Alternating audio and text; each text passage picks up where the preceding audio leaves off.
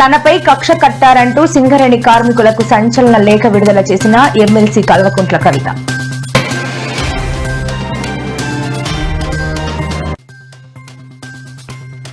పులివెందుల్లో political heat, Jagan కు BTech Ravi మరోసారి సంచలన సవాల్.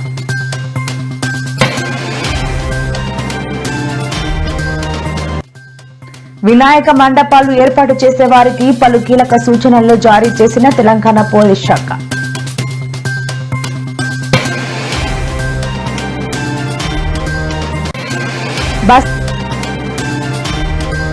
బస్తా యూరియా కోసం రక్తం చిందించిన రైతు, ఎరువుల కోసం యుద్ధ భూమిని తలపిస్తున్న తెలంగాణ.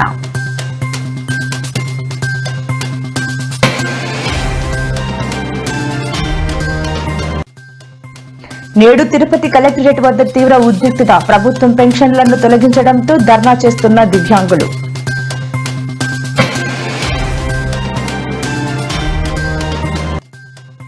టీడీపీ ఎమ్మెల్యే దగ్గుపాటికి NTR fans deadline, Anantapur నడిబొడ్డున క్షమాపణ చెప్పకపోతే ఇంటిని ముట్టడిస్తామని హెచ్చరిక.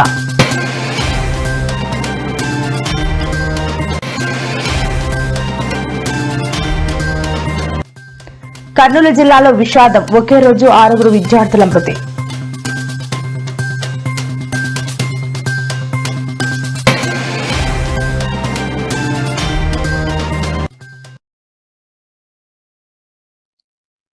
బీఆర్ఎస్ పార్టీలో కుట్రలకు పాల్పడుతున్న వారిని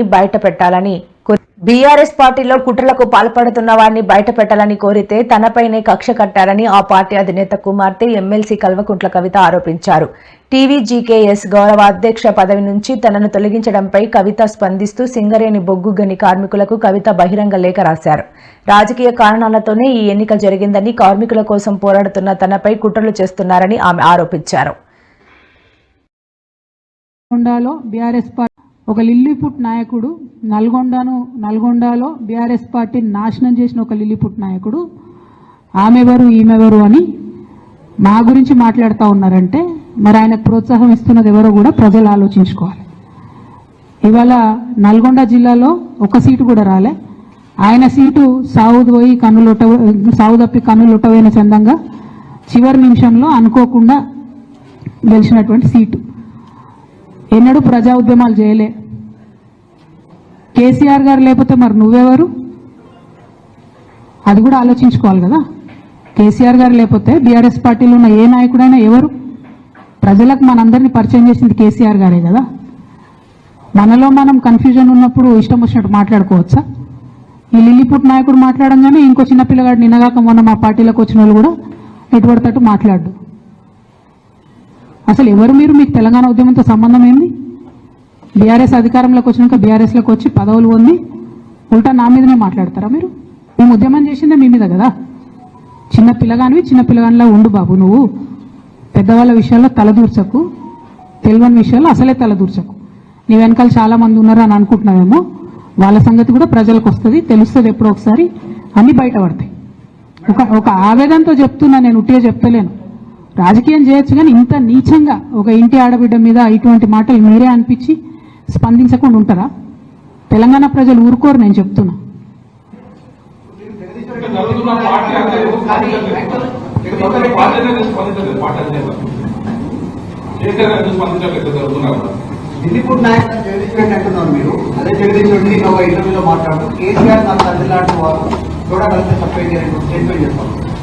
నేనేమంటున్నా, కేసీఆర్ గారు నాకు తండ్రి.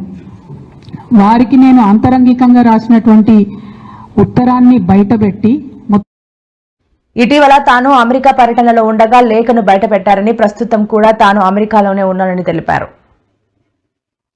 పులివెందుల జడ్పీటీసీ స్థానాన్ని తెలుగుదేశం పార్టీ గెలుచుకున్న విషయం తెలిసిందే. బ్యాలెట్ పద్ధతిలో జరిగిన ఈ ఎన్నికల్లో టీడీపీ నేత బీటెక్ రవి సతీమణి మారెడ్డి లతారెడ్డి విజయం సాధించారు. పులివెందుల ఎన్నికల్లో టీడీపీ నేతలు దౌర్జన్యాలు, అరాచకాలకు పాల్పడి గెలిచారని వైసీపీ నేతలు విమర్శిస్తున్నారు. వైసీపీ నేతలు విసిరిన సవాల్ను టీడీపీ నేత బీటెక్ రవి స్వీకరించారు. అసెంబ్లీకి రాని మాజీ జగన్మోహన్ రెడ్డికి పులివెందుల ఎమ్మెల్యే పదవి అనవసరమని మండిపడ్డారు. అందరినీ చూస్తే why not Pulivendula, why not Pulivendula. ప్రజలు కూడా అదే అనుకున్నారు, మేము అనుకున్నట్టు ప్రజాస్వామ్యబద్ధంగా జరిగితే జగన్ పరిస్థితి తేట తెల్లమైంది. దానికోసమే మేము ఎలక్షన్ జరిపినాం, కానీ ఈ పదవి అనేది మాకంత ముఖ్యం కాదు. ఎస్, ఇప్పుడు మీరు చెప్పినట్లే మేము మా భార్యతో మేము రాజీనామా చేయిస్తాం. తర్వాత మిమ్మల్ని కూడా ఒకటే సవాల్ అడుగుతున్నా నేను. ఏదైతే పులివెందుల ప్రజలు నిన్ను ఎమ్మెల్యేగా గెలిపిస్తే ఇంతవరకు అసెంబ్లీకి రాలే, పులివెందుల సమస్యలు పట్టించుకోలే, ఏమీ పట్టించుకోలే. అట్టేటప్పుడు నీకు ఎమ్మెల్యే పదవి కూడా నువ్వు అనర్హత. ఆ ఎమ్మెల్యే పదవి కూడా నువ్వు అర్హుడు కాదు. నీకు నిజంగా ఇప్పుడు నిన్న పులివెందుల జరిగిన ఎలక్షన్ ప్రజాస్వామ్యబద్ధంగా జరగలేదు అని నువ్వు నిజంగా ఫీల్ అయ్యి ఏదన్నా ఉంటే మీరు కూడా ఖచ్చితంగా రాజీనామా చేసి రండి. 2 ఎలక్షన్స్ తర్వాత కేంద్ర బలగాలతో జరిపిస్తాం. ఎలాంటి ప్రజాస్వామ్యబద్ధంగా సెంట్రల్ ఫోర్స్ పెట్టి, మీరు అడిగిన విధంగా సెంట్రల్ ఫోర్స్ పెట్టి జరిగిద్దాం. అప్పుడు పులివెందుల ఎమ్మెల్యేకి బై ఎలక్షను, పులివెందుల మండల జెడ్పీటీసీకి కూడా బై ఎలక్షన్ వస్తుంది. అప్పుడు చేతన అయితే చూసుకుందాం. అప్పుడు నీ కథ ఏందో మా కథ ఏందో రాష్ట్ర ప్రజలకు కూడా తెలుస్తుంది. దమ్ముంటే నా ఈ సవాల్ను స్వీకరించవలసిందిగా జగన్మోహన్. నిన్న పులివెందుల జరిగిన ఎలక్షన్ ప్రజాస్వామ్యబద్ధంగా జరగలేదు అని నువ్వు నిజంగా ఫీల్ అయ్యి ఏదన్నా ఉంటే మీరు కూడా ఖచ్చితంగా రాజీనామా చేసి రండి. అందుకే ఈయనకు జగన్ మామూలుగా లెక్కలు తారుమారైపోయినాయి. 170 సీట్లు గెలిచిపోతామని సంకలెగరేశాడు. ఇప్పుడు దిగజారిపోయాడు.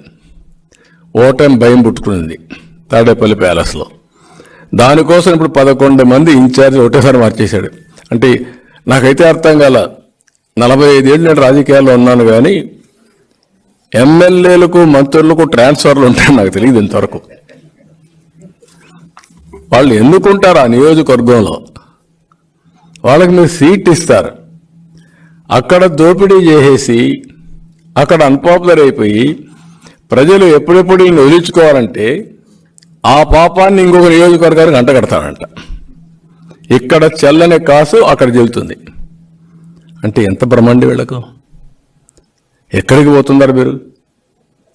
4:30 దిగజారిపోయాడు. ఓటమి భయం పుట్టుకునింది తాడేపల్లి ప్యాలెస్లో. దానికోసం ఇప్పుడు 11 మంది ఇన్ఛార్జ్ ఒకటేసారి మార్చేశాడు. అంటే నాకైతే అర్థం కాల. 45 ఏళ్ళు నేను రాజకీయాల్లో ఉన్నాను, కానీ ఎమ్మెల్యేలకు మంత్రులకు ట్రాన్స్ఫర్లు ఉంటాయని నాకు తెలియదు ఇంతవరకు. వాళ్ళు ఎందుకుంటారు ఆ నియోజకవర్గంలో? వాళ్ళకి మీరు సీట్ ఇస్తారు, అక్కడ దోపిడీ చేసేసి అక్కడ అన్పాపులర్ అయిపోయి ప్రజలు ఎప్పుడెప్పుడు ఈయన వదిలించుకోవాలంటే ఆ పాపాన్ని ఇంకొక నియోజకవర్గానికి అంటగడతాడంట. ఇక్కడ చెల్లని కాసు అక్కడ చెల్లుతుంది. అంటే ఎంత బ్రహ్మాండి వీళ్ళకు. ఎక్కడికి పోతున్నారు మీరు? 4.5 సంవత్సరాలుగా 5 సంవత్సరాలుగా మీ ఎమ్మెల్యేలు ఆంబోతుల మారిగా రోడ్డు మీద పడి ఎక్కడికక్కడ భయభ్రాంతులు చేశారు మీ వాళ్ళందరూ. మామూలు కూడా కాదు. ఆడపిల్లలకు రక్షణ లేకుండా పోయింది, ప్రజానీక ఆస్తులకు రక్షణ లేకుండా పోయింది. మీకు ఏ దొరికితే చేశారు. అది చేసి ఈరోజు ప్రజలు రివోల్ట్ అయి తిరుగుబాటు చేసే పరిస్థితి వస్తే అందరినీ ట్రాన్స్ఫర్ చేస్తాడంట. 5 మంది దళితుల్ని ట్రాన్స్ఫర్ చేశాడు. అందులో 3 మంత్రులు, 2 మంత్రులు దళితులు, ఒక బీసీ మంత్రి, ఇంకో పక్కన 3 బీసీ ఎమ్మెల్యేలు. అందరినీ ట్రాన్స్ఫర్ చేసి మళ్ళీ గెలిపించేస్తాడంట. 170 గెలిపించేస్తాడంట. అంటే నేను అడుగుతున్నా, నీకు బీసీ మీద అంత ప్రేమ ఉంటే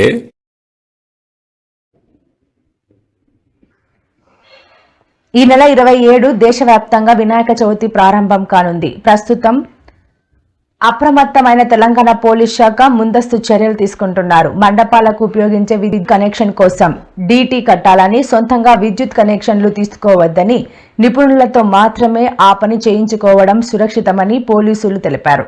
అలాగే కాలనీల్లో ఏర్పాటు చేసే మండపాలను వినాయక విగ్రహాల ఎత్తుకు తగ్గట్టుగా గాలి వానను తట్టుకునేలా బలిష్టంగా ఏర్పాటు చేసుకోవాలని పోలీసులు సూచించారు. నమస్కారం, నేను చిలకలపూడి ఇన్స్పెక్టర్ అండి. రానున్న గణేష్ ఉత్సవాలకు సంబంధించి పోలీస్ వారి తరఫు నుంచి కొన్ని సూచనలు చేస్తున్నాం. ఇప్పుడు ప్రతి సంవత్సరం లాగే ఈ సంవత్సరం కూడా పెండాస్ పెట్టదలుచుకున్న వారు ఎవరైతే గణేష్ మండపాలు ఏర్పాటు చేసుకోదలుచుకున్నారో వాళ్ళందరికీ కూడా గణేష్ ఉత్సవ్.net అని చెప్పేసి స్టేట్ గవర్నమెంట్ తరఫు నుంచి ఒక URL ప్రొవైడ్ చేయడం జరిగింది. ఇది సింగిల్ విండో సిస్టమ్ లో పనిచేస్తుంది. ఇది ఆన్లైన్ లో మీరు ganeshutsav.net అని కొట్టి మీ మొబైల్ నెంబర్ తో లాగిన్ చేసుకోవచ్చు. ఓటీపీ వస్తుంది. ఓటీపీ అయిన తర్వాత న్యూ అప్లికేషన్ అని చెప్పి మీరు ఎంటర్ అయిన తర్వాత మీ యొక్క మండపానికి సంబంధించిన డీటెయిల్స్, ఎక్కడ ప్లేస్, ఎక్కడ ఎన్ని అడుగుల ఎత్తు విగ్రహం పెట్టదలుచుకున్నారు, అలాగే ఏ రోజు నిమజ్జనం చేయదలుచుకున్నారు, నిమజ్జనం ఏ రూట్ గుండా వెళ్తుంది అనేది డీటెయిల్స్ మీరు దాంట్లో అప్లికేషన్ ఇవ్వడం జరుగుతుంది. ఆ అప్లికేషన్ మీరు సబ్మిట్ చేసిన తర్వాత సింగిల్ విండో సిస్టమ్ లో కన్సర్న్ డిపార్ట్మెంట్స్ అన్నిటికి కూడా కమ్యూనికేట్ చేయడం జరుగుతుంది. ఆన్లైన్ లోనే అవి మళ్ళీ మీ దగ్గరికి వచ్చి వెరిఫై చేసుకున్న తర్వాత ఆన్లైన్ లోనే మీకు పర్మిషన్స్ కూడా గ్రాంట్ చేయడం జరుగుతుంది. మండపాలు ఏర్పాటు చేయదలుచుకున్న వారు వాళ్ళు ముందుగా కమిటీగా ఏర్పడాలి.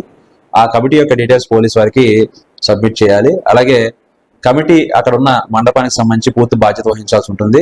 పబ్లిక్ ప్లేసెస్ లో పెండాల్స్ ఏర్పాటు చేసుకున్న వారు ఖచ్చితంగా కన్సర్న్ పంచాయతీ కానీ మున్సిపాలిటీ దగ్గర నుంచి కానీ పర్మిషన్ తీసుకోవాలి. అలాగే ప్రైవేట్ ప్లేస్ లో కానీ ఏర్పాటు చేసుకోదలుచుకున్న వారు ఆ యొక్క స్థలం యొక్క యజమాని దగ్గర నుంచి పర్మిషన్ తీసుకుని దాని తర్వాత అప్లికేషన్ సబ్మిట్ చేయాల్సి ఉంటుంది. అయితే అక్కడ పెండాల్స్ ఏర్పాటు చేసే క్రమంలో విద్యుత్ సంబంధించి కనెక్షన్స్ ఇచ్చుకునేటప్పుడు ఎక్కడ జాయింట్స్ లేకుండా ఒక కంటిన్యూస్ లైన్ తీసుకుని విద్యుత్ అధికారులు ఎవరైతే ఉన్నారో కన్సర్న్ లైన్ మ్యాన్ కానీ వాళ్ళ యొక్క సపోర్ట్ తీసుకుని విద్యుత్ యొక్క లైన్ ఏర్పాటు చేసుకోవడం మంచిది. తద్వారా ఏంటంటే ఎలక్ట్రికల్ షాక్స్ అనేవి నివారించవచ్చు. అలాగే ఎలాంటి ఫైర్ ఇన్సిడెంట్ కాకుండా ఉండడానికి, అలాగే ఒకవేళ ఏదైనా చిన్న ఫైర్ ఇదైతే దాన్ని వెంటనే మళ్ళీ కంట్రోల్లో తీసుకోవడానికి గాను అక్కడ దగ్గరలోనే వాటర్ ఫెసిలిటీ, అలాగే ఇసుక ఇవన్నీ కూడా దగ్గర పెట్టుకోవడం మంచిది.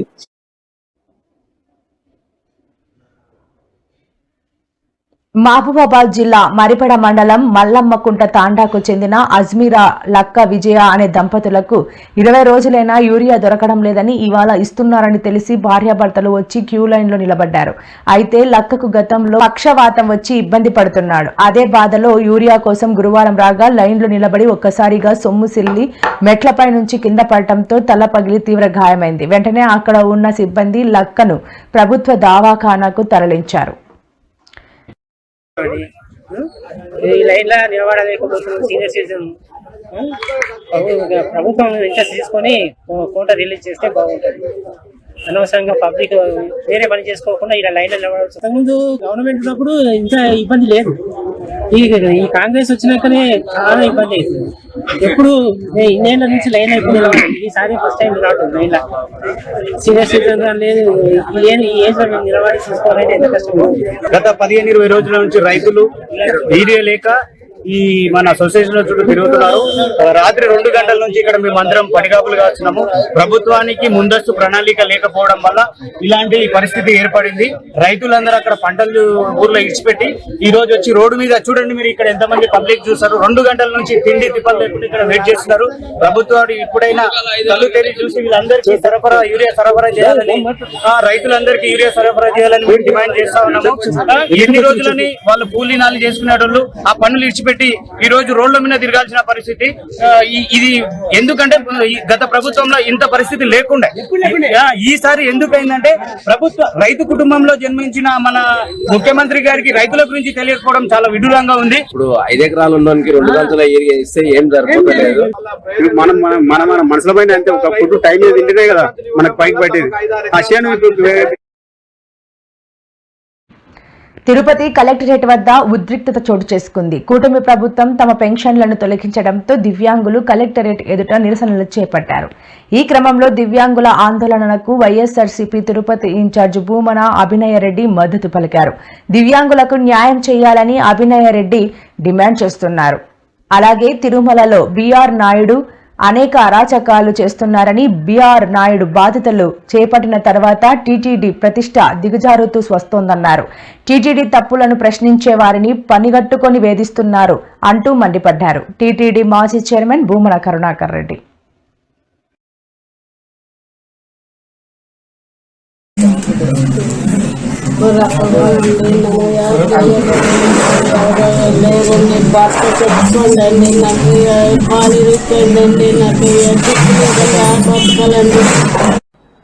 నాయుడు గారు, మీరు ఈ రకంగా టీటీడీ చైర్మన్ గా ఉండి ఇంత దారుణంగా మాట్లాడటము, నేనేదో వెంచర్లో 30-40 కిలోమీటర్లకు రోడ్డు వేసానట, నిరూపించండి నాయుడు గారు. నేను దేనికైనా ఒకటి సిద్ధం. నేను తక్కువ దగ్గర డబ్బులు వసూలు చేసినాను అని అన్నారు. సిబిఐ ఎంక్వైరీకి సిద్ధం. మళ్ళీ ఆయన దానికి ఆధారాలు ఉన్నాయండి అంటాడు. ఆధారాలు లేకుండా ఏం మాట్లాడతావా?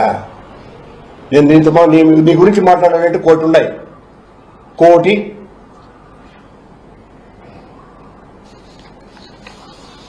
అన్ని పరిష్కరిస్తాడట.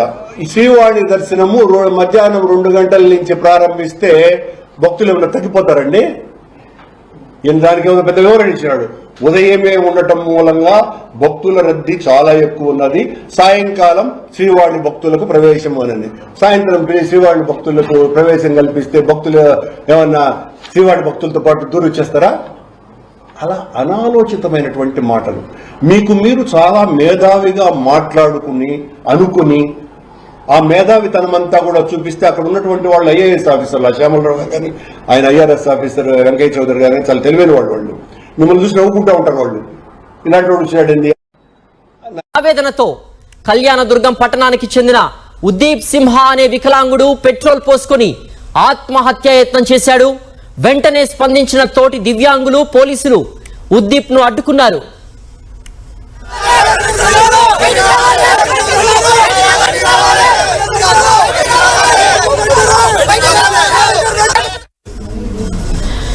మరింత సమాచారం మా ప్రతినిధి శివారెడ్డి అందిస్తారు.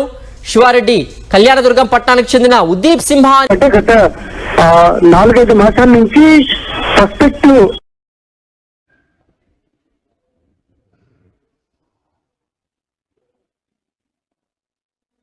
అనంతపురం నడిబొడ్డున టీడీపీ ఎమ్మెల్యే దగ్గుపాటికి బహిరంగ క్షమాపణ చెప్పాలని ఎన్టీఆర్ అభిమానులు డిమాండ్ చేస్తున్నారు. మరోవైపు ఎన్టీఆర్ అభిమానుల ప్రెస్ మీట్ కి కూడా చంద్రబాబు ప్రభుత్వం అనుమతి ఇవ్వకపోవడం గమనార్హం. ఇలాంటి తరుణంలో junior NTR fans state convenor Narendra Chowdary మాట్లాడుతూ టీడీపీ ఎమ్మెల్యే దగ్గుపాటి సభ్య సమాజం తలదించుకునేలా నోటికి ఎంతొస్తే అంత వాగారు. మా ఎన్టీఆర్ తల్లిపై దారుణంగా కామెంట్స్ చేశారు.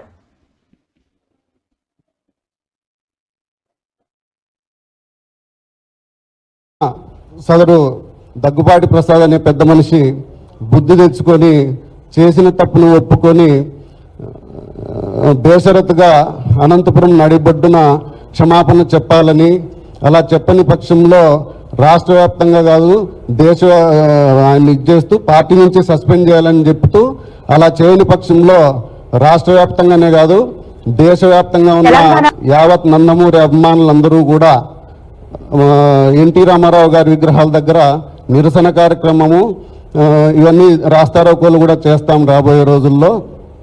అప్పటికీ చెప్పకపోతే మాత్రం దేశవ్యాప్తంగా ఉన్న ఎన్టీఆర్ అభిమానులందరికీ చలో అనంతపురం అనే పిలుపు ఇవ్వబోతున్నాం. వేలాదిగా ఈ దీంట్లో నందమూరి ఎన్టీ రామారావు గారి అభిమానులందరూ పాల్గొని నీ ఇంటిని ముట్టడిస్తాం, నీ ఇంటి ముందర ధర్నా చేస్తాం, నువ్వు సారీ చెప్పేంత వరకు నువ్వు బహిరంగంగా అనంతపురం నడిబొడ్డున అభిమానులందరి సమక్షంలో సారీ చెప్పి నీ తప్పు ఒప్పుకునేంత వరకు మేము దీంట్లో ఎటువంటి రాజీ పడే ప్రసక్తే లేదని చెప్పేసి చెబుతున్నాం. జోహార్ ఎన్టీ రామారావు, జోహార్ హరన్న, జై ఎన్టీఆర్, జై జై ఎన్టీఆర్. నా పేరు నరేంద్ర చౌదరి, అనంతపురం అండి.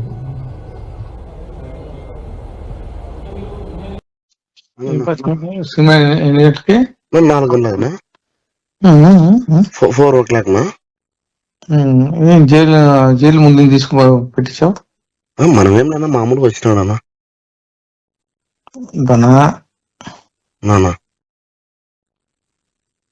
4 o'clock సినిమాల్లో మన ఇదేనా త్రివేణినా? సరే నేను వస్తాను. సరేనా ఉంటానా? సీట్ పెట్టిస్తావు లేదప్పా? నానా ఏనా నువ్వు అట్లా అంటావునా? నువ్వేం అట్లా అంటావు? 10 సీట్లు పెట్టించు.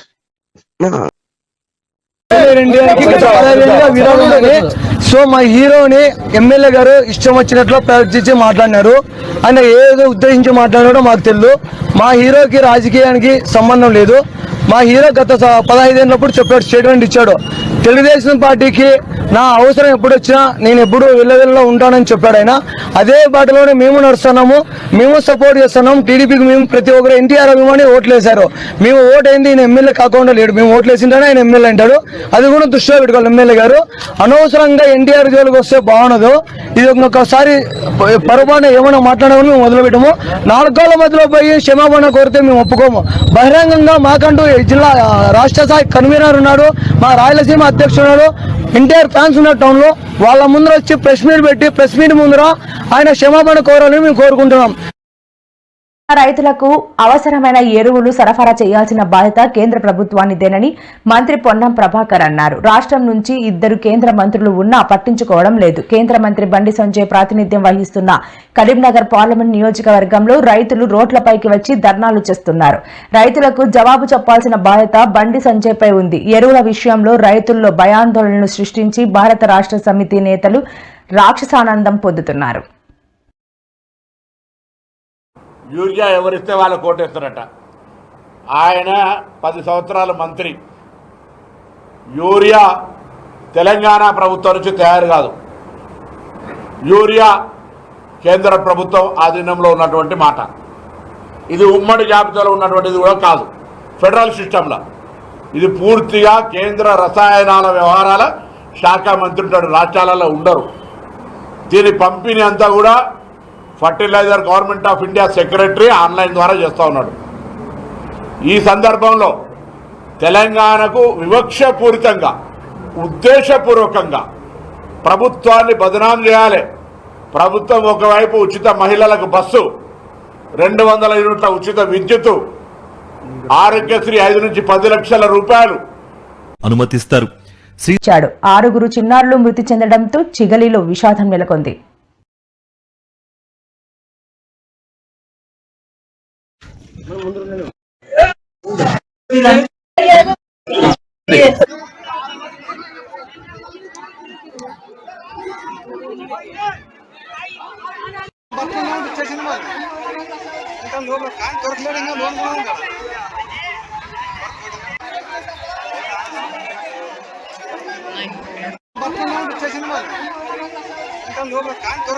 లోన్